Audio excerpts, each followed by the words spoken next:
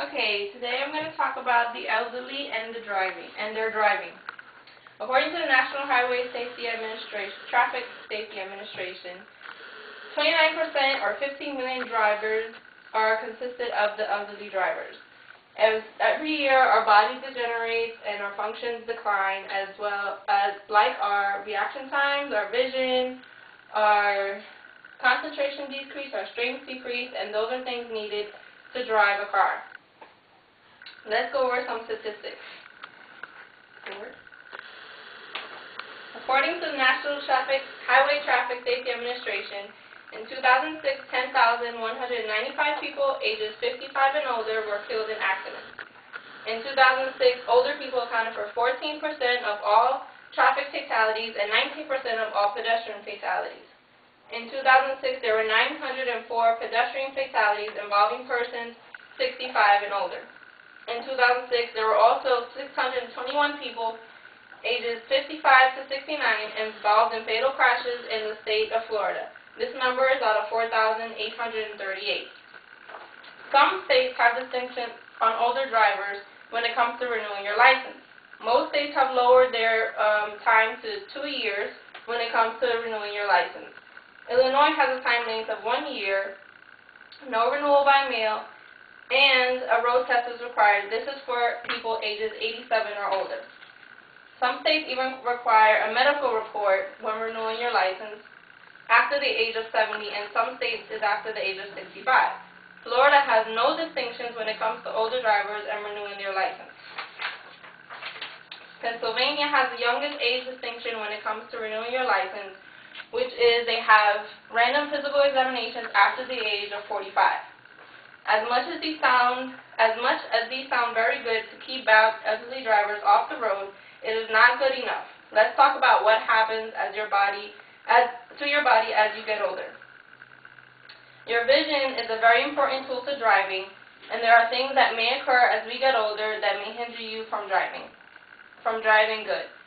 Cataracts or clouding of the lens, which will make your vision look blurred or hazy, and this condition makes your eye sensitive to light, which would make it harder to drive at night.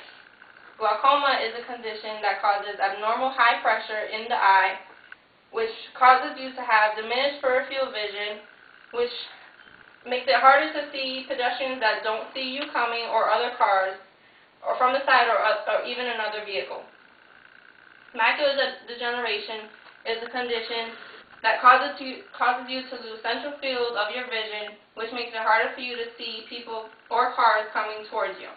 The brain on its own diminishes as we get older. Our memory starts to decline, our reaction time slows down, and our concentration starts to decline as well. Some diseases have huge effects on the body, such as stiffened joints, loss of muscle control, balance problems, confusion, dizziness, slow movement, tremors, etc. Some of these diseases are Alzheimer's disease, Parkinson's disease, stroke, arthritis, and even diabetes. Even though diabetes seems like a harmless condition, if it is not controlled, it can lead to confusion, dizziness, or tremors. As you get older, sometimes you forget to manage your health, and if you do not check your sugar or eat right, these can lead to these symptoms. One factor that does affect everyone, but is more profound in the elderly, is medications. Most of the time, the elderly are on more than one medication, and a lot of medications have side effects. These factors are known to cause accidents when it comes to elderly drivers. It's up to the driver to say that I am not able to drive anymore, but more than likely they will not, because this is another factor another factor in losing their independence, and they will have to rely on someone else, which is a big deal for older people. My concept is a 6-month time frame. This is a concept for reducing the number of accidents and fatalities that involve older drivers.